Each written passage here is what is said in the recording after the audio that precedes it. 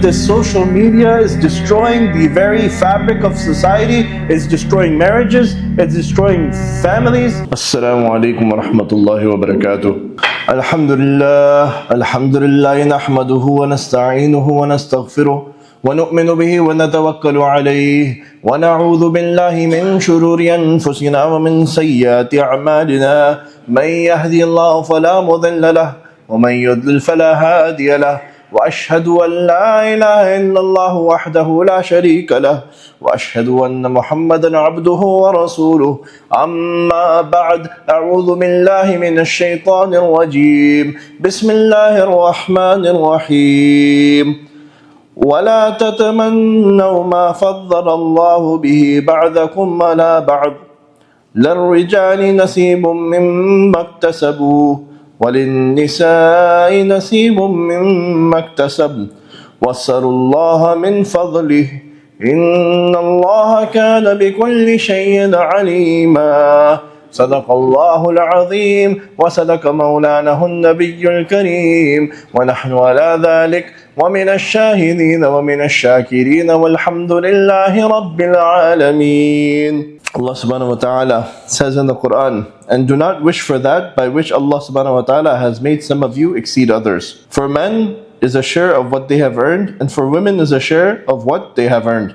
And ask Allah of His bounty. Indeed, Allah is ever of all things knowing. Abu Hurairah radiallahu anhu said, the Prophet ﷺ said, beware of envy, because envy destroys the virtues just as the fire consumes the firewood. Lamura ibn Tha'laba reported, the Messenger of Allah ﷺ said, the people will repay on goodness as long as they do not envy each other. So today what we are talking about is jealousy and envy. And over the last few weeks we have been talking about different elements such as having good manners, sincerity and things like this. And all of these things are not new. All of these things we've been discussing are not new.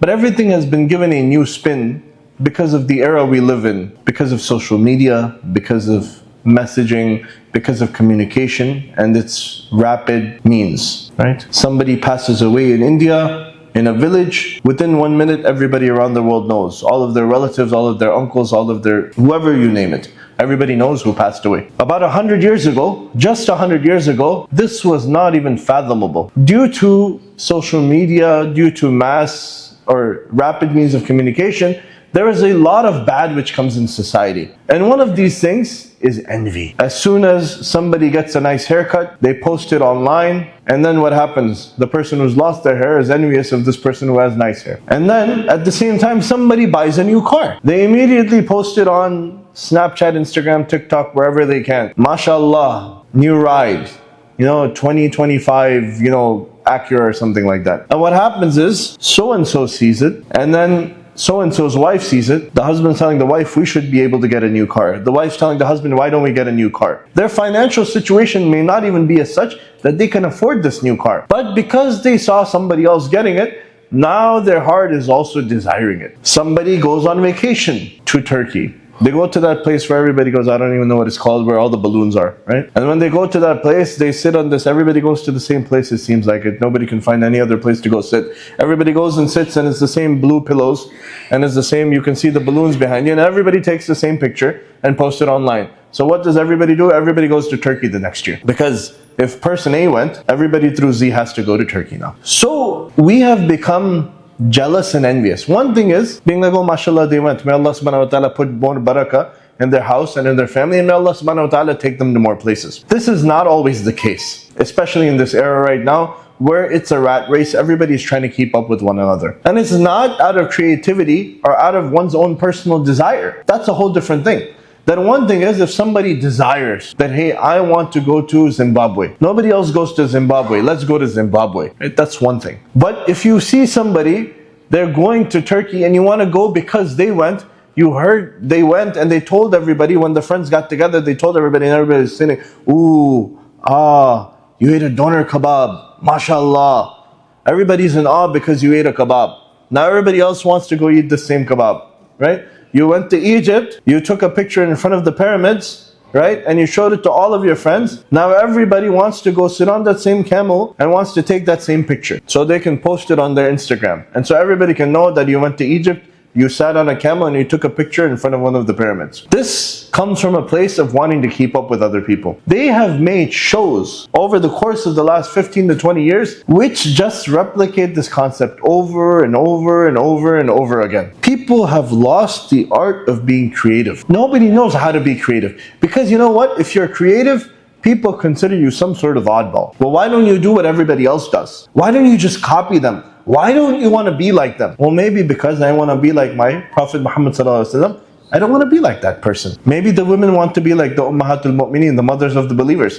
They don't want to be like such and such actress or such and such social media influencer. And because of this culture, the way society operates, it creates this natural funnel of envy, this natural funnel of jealousy. That jealousy has become ingrained inside of our society, so much so that people are jealous and they don't even know it. They just consider it wanting to do the same thing or have a similar experience as someone else. That's all. People don't even consider it like a bad thing or anything like that, being envious or being jealous. But if somebody is jealous, God forbid, somebody is jealous of certain brother or certain sister because they attend so many halaqat, so many religious gatherings at the masjid, you're being extreme. Why do you always have to be so religious? Why do you always have to talk about going to the masjid? Why do you always have to talk about going to halaqat? Can't you just go to a concert once in a while? Can't you just go to a musical here and there? And just enjoy life. Maybe for you that's enjoying life. Maybe for you it's okay to follow in the footsteps of somebody you saw online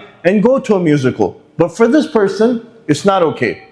Not only do they not want to do that, but they're not envious of somebody who does do that. And you know what, in society, that's not okay anymore. In society, if you don't follow the masses, if you're not one of the sheep, then there's something wrong with you. And they've created the system and they've put it inside of public schools, they put it at work, they put it in so many different places, where they create this funnel of envy. You want to do something because others are doing it. And if you don't do it, you're a weirdo. And I'm going to tell you how. Relationships. They encourage young people, even in elementary school now, to have relationships with the opposite gender before, but now, Allah forbid, Allah protect us from anybody. You can have a relationship with anybody. But if you don't have a relationship, a romantic relationship, you're an oddball. Why don't you have a romantic relationship? Then, when you go to work or you go to college, people go out to drink. After work, people go out to drink. Work at a Fortune 500 company, work somewhere, where they have this, corporate model. After work, they'll have, sort of like a dinner. And then after dinner, or either at dinner, people will go out for drinks. And many of our young Muslim brothers and sisters avoid going to these dinners altogether. Although this is a networking opportunity, the reason they don't go is because they don't want to sit in an environment where people are drinking. They don't want to sit in an environment where people are consuming impermissible things. So they won't go to these gatherings.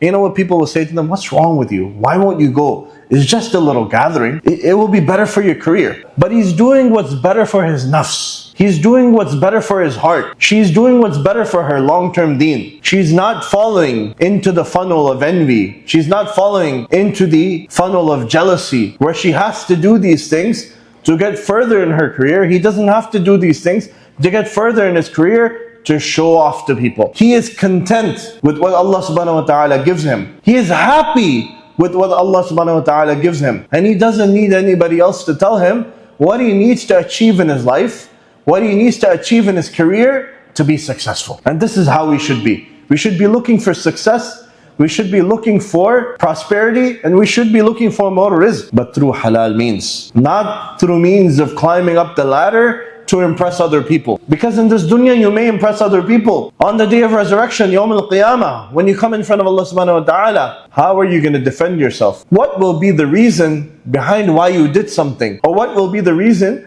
behind the trajectory you took to reach a certain level on the corporate ladder? Was it to benefit your family and your community and the Muslims around you? Or was it to reach a certain level in the corporate ladder so then people will say, he was successful, she was successful, and then other people can look at you and say, that person was successful. Now you're creating envy and jealousy in their heart for you. We enable other people to become jealous of us by means of promoting our successes. And because of social media culture, we can't even be happy with our own success until we don't tweet about it, until we don't post it on Instagram, until we don't share it on TikTok, until we don't share it on Facebook, until we don't share it on MySpace, which doesn't exist anymore, until we don't do all of these things, we don't feel like we've succeeded.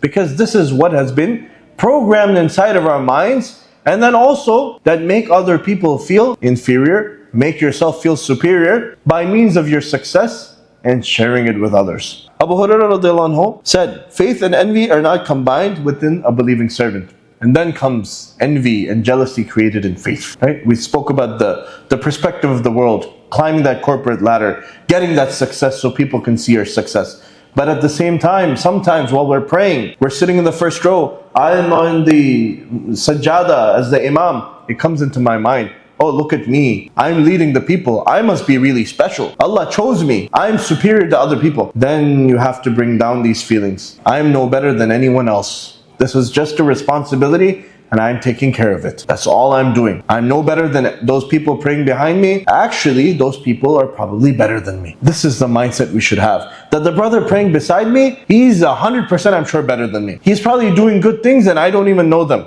Yeah, I'm posting them on social media, I'm doing good things, but that doesn't mean anything. Envy and faith cannot be combined. That's what the hadith is saying. Then the Quran is reminding us of those stories where people, because of what they did, they wanted people to envy them. They envied each other. That Allah subhanahu wa ta'ala then chooses the best amongst you and He continues to guide them. And He lets the others become astray. But even in the matters of religion, we can't create jealousy. We can't create envy. One thing is being envious of somebody. The other thing is creating the circumstances in which people become envious of you because of the way you're acting, or because of the things you're doing, or because of the things you're sharing. That in this time, in this era, sharing has become a disease. Oversharing has become an even bigger disease. People are sharing, oh, I'm going to the bathroom. Oh, I'm going to my grandmother's house. Oh, I'm going down the street to go purchase some flour. We have become oversharers when it comes to our religion, when it comes to our daily lives, when it comes to our familial lives, so much so that this social media is destroying the very fabric of society, it's destroying marriages, it's destroying families, it's destroying the relationship between fathers and children, it's destroying the relationship between mothers and children, and it's destroying the whole family structure. Because we have become more and more envious of each other, and we've become more and more hateful of each other because of the way in which we use social media, which leads to so much jealousy and it leads to so much envy. May Allah subhanahu wa ta'ala protect us all from jealousy. May Allah subhanahu wa ta'ala protect us all from envy. And may Allah subhanahu wa ta'ala protect us all from being those who cause jealousy in others' hearts. Jazakallah khair. Subhana rabbika rabbil izzati amma yasifun. Wa salamun ala al-mursaleen. Walhamdulillahi rabbil alameen.